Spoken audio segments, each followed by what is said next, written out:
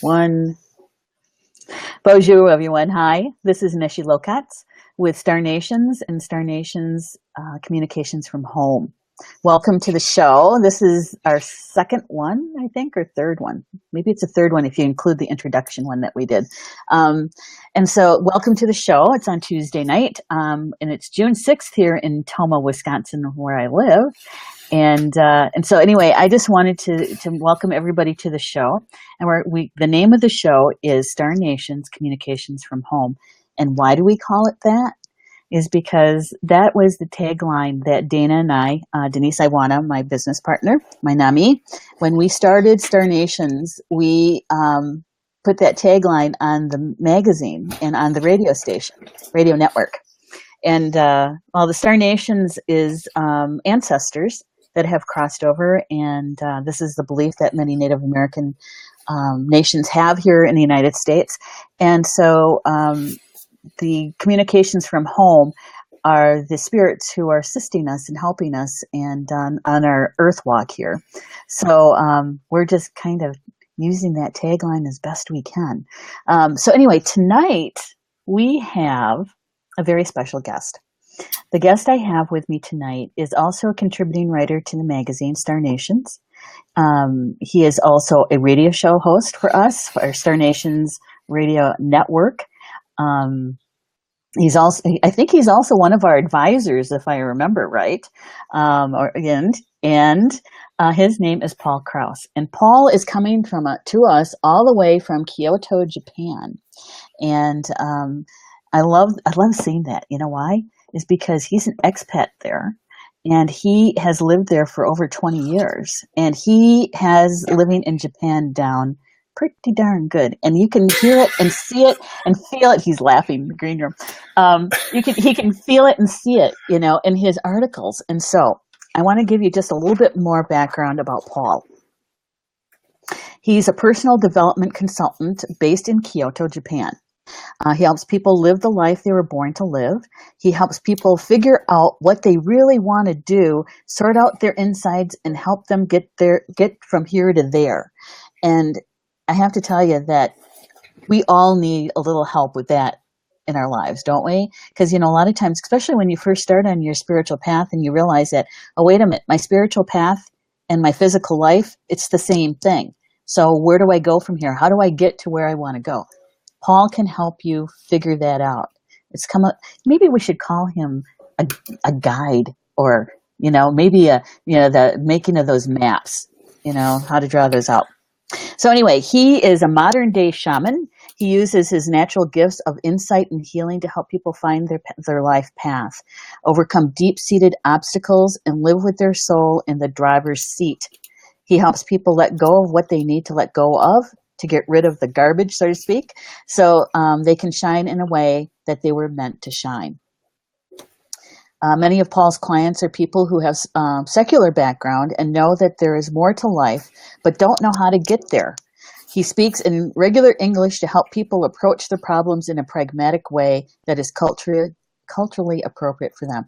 And that is a big issue, really, when you're talking, because we're global.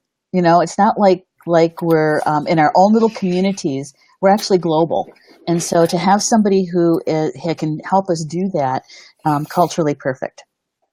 You know what? He's a great journalist too. He is. And I know that he takes fantastic pictures besides. And he's also a teacher. He's traveled extensively and has lived overseas for more than 20 years. He has studied the spiritual arts of many traditions, Eastern, Western, and Native. So here we go. We're going to welcome Paul Crouse to the show. Hi, Paul.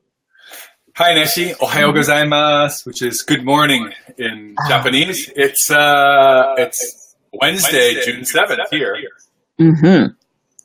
One of the things we want to do, Paul, before we get rolling is I want to ask our listeners, those people who will be joining us, is if they could please share the live feed. And I'm doing that right now. I've got my phone, and I am going to the Star Nations radio and magazine fan page, and I'm liking our live stream via Be Live, and I'm sharing it. And I always share everything that I really like a lot publicly. I know a lot of people don't do that. You don't have to. You can just share it to your friends if you want. And so there I did. So if you would please do that for us, we can get as many people on as possible, and let people also know that this will also be recorded, and so you can always go back and listen again, almost like to the archived radio shows that we have that we love so much, right? This is on, you said, the Star Nations Radio? Yeah, Star Nations magazine and radio magazine, fan page. okay. Yeah, fan page, the public page, not the group, Okay. but the public page. Okay. Yeah, and you should be able to see us there.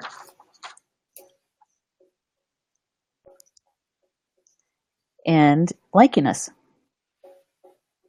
Yeah, that is so cool. So very cool. Look at this. All right. So, what I want to ask Paul about. Okay. I have to remember that there's a camera on. It's not radio. I know. Paul and my hair good enough? All right. Sorry. I have a tendency.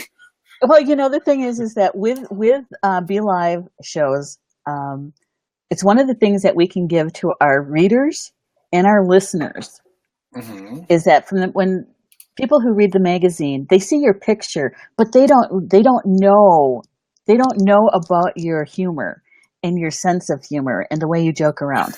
Okay, when they listen to your radio show, they get that, but they don't necessarily see what you look like. Right? Sure. Okay.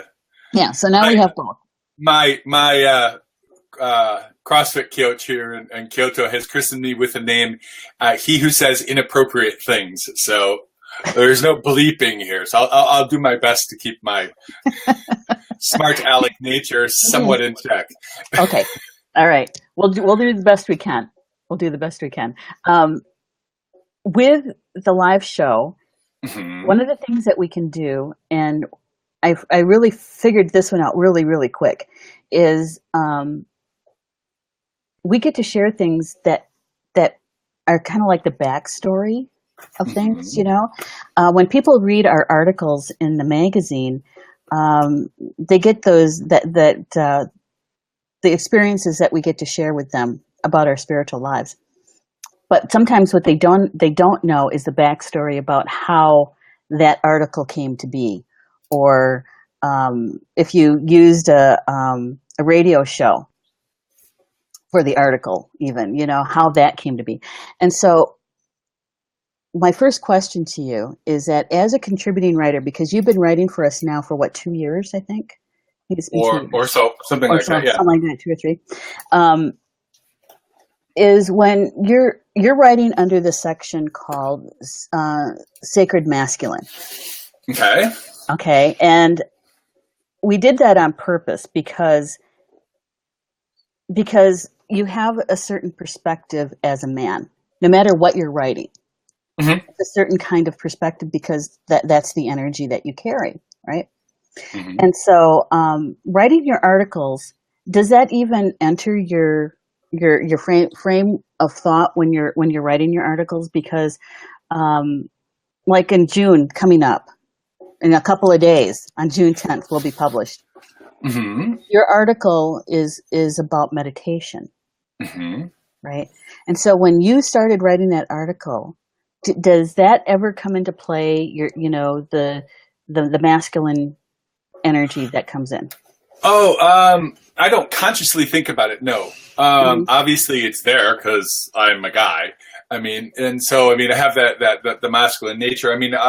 The universe is, we live in the world of duality, so we have the masculine and feminine already there, but it isn't something I'm conscious of. In general, I try not to, I'm not the greatest, I don't really like labels and stuff. And I know in the culture now, there's a lot of stuff with this identity politics, or there's identity stuff, or I'm this, or I'm that, I'm that. It's like, well, I'm a person. And you're a person, and let's look at each other that way, whether you're male or female or somewhere in between. That's all perfectly fine. So I just try to to answer your question, not in particular. Okay. But obviously, because I am who I am, these things come out. So, So, And that's, the reason why I asked that is okay. because we live in a world that's much, much different than our parents lived in, than our Yes. grandparents lived in. Yes. Very, very different. Mm-hmm. And in those generations, gender was a big thing, Mm-hmm. right? And And it so, still is. and it still is for them. Yeah, it is. Well, I mean, for everyone, it's still gender is still it's very strong. I'm living in a culture where it's very gender Specific. Well, I mean, it's a very patriarchal society here. So men and women are in more. The rules are more defined, like they were, like you were talking about, and maybe in our parents' generation. Although these things are changing, also. Yeah. But I didn't. Sorry to interrupt you. No. I was just agreeing with you about, in the energy that we live in the world that we live in today, that it's not necessarily as specific as it was in a past generation or in cultures, Sure. Much with the patriarchal. Because I Sure. grew up in one of those cultures, the Native American Sure. culture. The one that I grew up in happened to be patriarchal. Sure. And so when you write for our magazine, because I read all the articles many times before we publish.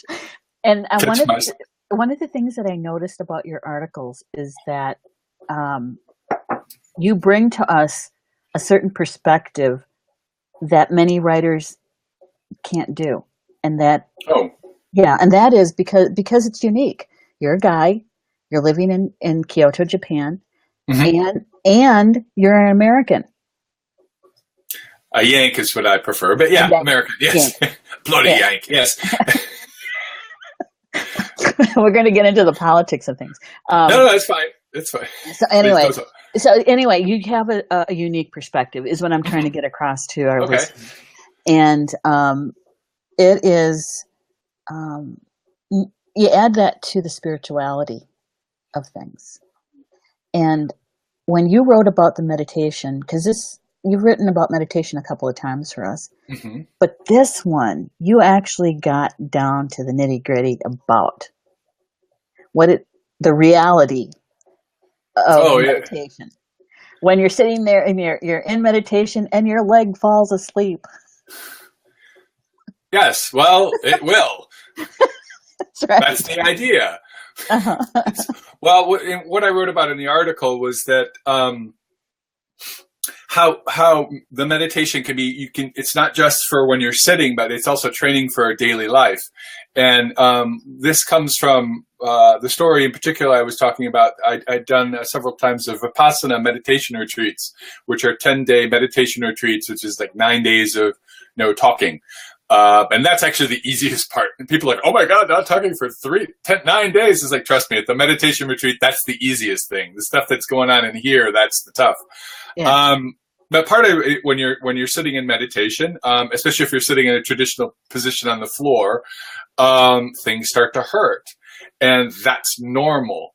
And the idea is, like, when we think that things are going to hurt, we like tense up and we go, oh my leg hurts. We're trying to push it away. And one of the things that Buddha said is our suffering comes from the things that either we really, really want or the things that we really, really don't want. And so we're trying to push that pain away. Well, it makes it worse. Yeah. And part of it is just observing yourself and letting go and accepting that pain exists. And then you lighten up a little bit and you realize the pain is only in one small spot. It's not your whole leg. It doesn't make the pain any worse, but the idea, it sort of, you let go of it. But the same thing in our daily life is we can see how there's certain things we're pushing away when maybe we should just let them happen. And that really is a very difficult thing, because what it comes to, for me anyway, what it came down to was control. And if you're being culturally specific, us Yanks, we like to control a lot of things. Sure. And so that, for me, that's what it boiled down to is how much of this can I control? Because I want to control it all, right? And that's an illusion. Exactly. Exactly. Because we end up controlling nothing, really. Yeah, I mean, it doesn't mean that you shouldn't be assertive and you shouldn't try to make things happen and push things in a certain direction. But it's sort of like there was a great story I heard Wayne Dyer saying, and I still teach little kids once a week in elementary school, teach them English. But there's a song we sing every week. But he said it a little differently. He goes, row, row, row your boat gently down the stream. Mm-hmm. Merrily, merrily, merrily, merrily. Life is but a dream. I mean, so we can row the boat toward the shore. We can row it upstream, which is really hard. But if you get on the boat and get it in a direction and see where that takes you. There's a time and a place to try to go upstream, and there's a time and a place to go off to the side. But when things are happening, there is a flow of life. Well, I've always found and this doesn't happen all the time, definitely, but when things are going really well and I'm in a good state here, life just flows that way. And then there's the rapids and the falls. Well, and it's also, and whenever I hear this analogy about being in the flow and up north where I used to live near, and I think you're familiar with this, is the Shadow area. Yeah. Right? And out of here.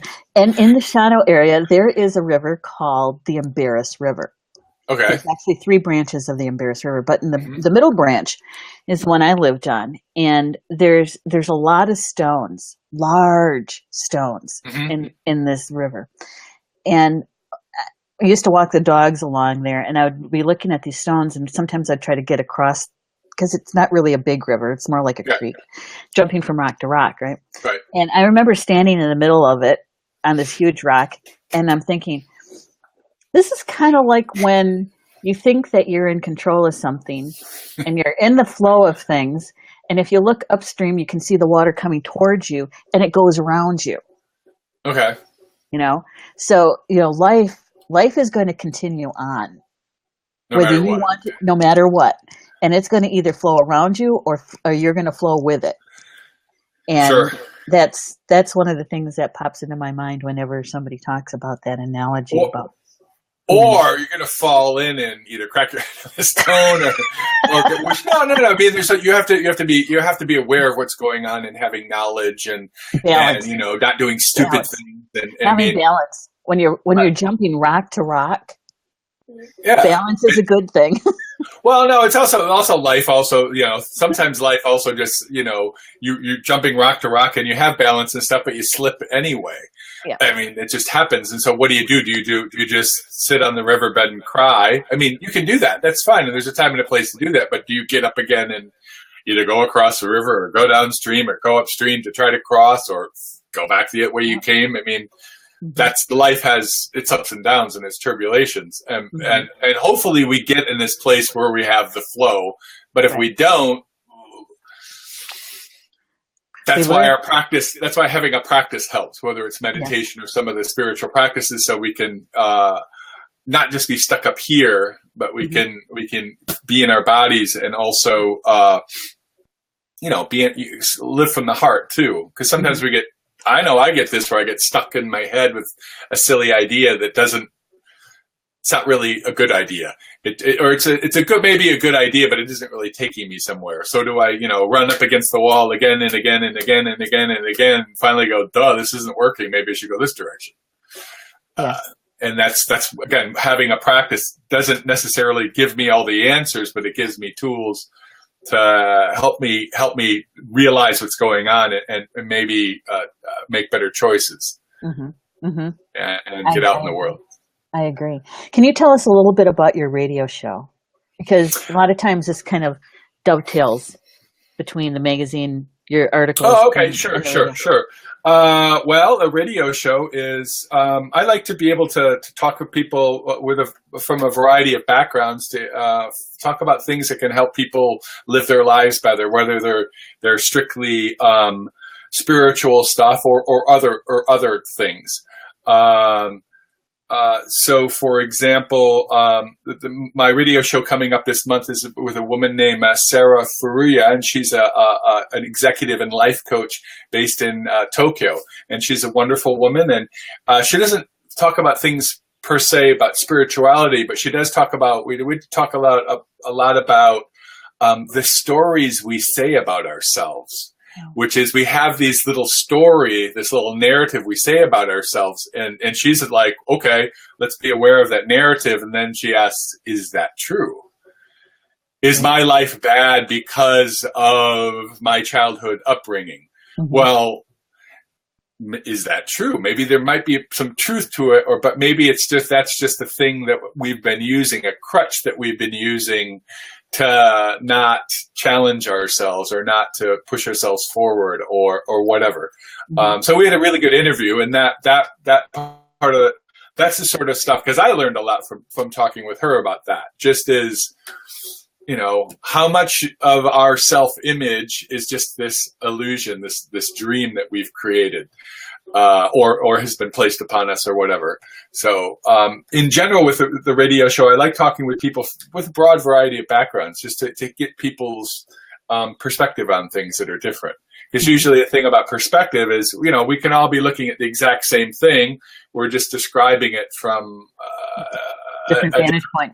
Different vantage point. And actually, that's what I think, like religions and spiritual traditions of the world are. Is I think people throughout history and in different places are trying to describe the same thing, just from their cultural point of view. But also with religion, then there's a whole social element where there's social control or social. That gets all really complicated, but. Well, no, because there's politics involved with it then. Right, right. There is. And, but then that, I think, is where our experiences here on Earth reside, right? And is in those differences and that sort of thing. And so, but you know what, Paul, I really want to appreciate and thank you for taking the time to be with us tonight. Oh, well, and you're welcome. And thanks for having me. Yeah. I kind of toyed with this a little bit, Paul. 15, 20-minute interview for us is kind of like a splashing around in the shallow end of the pool. Just getting warmed up. Just getting warmed up. Right. And and I might extend it to a full hour. It's just that I wanted to be really aware of the people who are watching. Sure. And how much time it takes out of their evening to do something like this extra with us. So, so as we build the audience, as we build, the likability of it, and who knows, we might extend it and do a full hour, because I just realized, I looked at the time and it's like, holy cow. How, it's time flies. So anyway, I just wanted to thank you, and I wanted everybody to know that your next article is coming out in the June issue, which is going to be published on the 10th. And if you are liking meditation and you've got I wonder why I'm this way or that way in a meditation, it might be a good read for you. Great. Yes. Yeah. Well, the short version of Buddhism was that Buddha basically said, sit down and shut up. If you want to Twitter feed it. No, really, because ultimately, this just sit. But teacher, no, shut up, just sit down. Yeah. Now, you didn't particularly say it that way, and I'm sure I've just insulted, some millions of people, but that's okay. No, but seriously, but it puts it in another perspective. Is that it's not about mastering. No. It's about being able to be with yourself in a quiet way. Sure. And there are specific techniques, and some schools will talk about mastery, and some schools will talk about lots of rules. But that's comes from a historical background of the Chinese and da-da-da-da. But ultimately, if you don't sit, because Buddhism was about, you have to do. It isn't just belief. You have to take action. Application. And that action typically is sitting down and shutting up. So. Well, we're going to have you back on again. What I'm doing is doing a full circuit of all of Okay. the writers, and then we'll do all of the radio show hosts, and then all of the advisors, and then all Okay. of the teachers. So you're going to be on a couple of times. Okay. Well, this is I have a great. This is a lot of fun. It's always fun Yeah. talking with you, Neshi. Yeah, and hang out in the green room because I'm going to have just come a couple minutes afterwards. Okay. Okay. I'll be So hang sticking. out, because we're Thanks just going everybody for listening. Ja matane, which means see you around in Japanese. Okay, say that again. Ja matane. And it means see you around. Okay. See you around. All right. All right. Hang on. All right. Thanks. All right. So everybody, I just wanted to share a couple of things with you. Is that this is the May issue of our magazine, and you can get this as an Android digital or Apple digital, whether you have a mobile devices, tablets, your phone, that kind of thing. But you can also get it like this, which is print on demand from our partners at MagCloud. And if you like one of those people who like to keep it in your hands and read it something solid, and you can also get it as a PDF and a web viewer too. So we got you covered. However you'd like to read your magazine. I wanted to share this with you. This is Julie Hedges' book. This is Star Nations Publishing. This is the first book and author that we worked with to have published, Julie Hedges. It's called The Tarot Journey, Volume 1, because what we did was we took all of her articles that she wrote and pulled them all into a book. And so if you like tarot, it's an ancient language. If you're just beginning, it's a great book. If you're intermediate, it's going to teach you some stuff in there that will help you get to a better mastery of it. If you're already a teacher, this is a great resource for your students. All right, this one's coming up. This is kind of a sneak peek because this is the proof copy of this one. This is Missing Nana by contributing writer Minnie Kansman. And this is a book that she wrote about grieving and the death of a significant person in your life. And in this case, it was a grandmother. And this is brand new. We're going to be doing the launch party on June 18th. That's Sunday, June 18th at 8 p.m. Eastern Time. And we'll be doing a Be Live, this kind of scenario that we're doing tonight. And we'll have Minnie Kansman on with us, and also Denise Iwana will be with us as well as we do the party end of publishing and launching Minnie's new book. And let's see, we're doing this every Tuesday night. Every Tuesday night at 8 p.m. Eastern, so you can join us next week again. And I believe we're going to have Tony Charette on next week. Tony is actually Paul's writing partner, sort of, because they write every other month. And Tony does the opposite month of Paul in the magazine. So join us next week on Star Nations Communications from Home, and enjoy the rest of your evening, and we'll see you again next week. Good night, everybody, on Bama Mina, which is Potawatomi for see you later. Good night, everybody.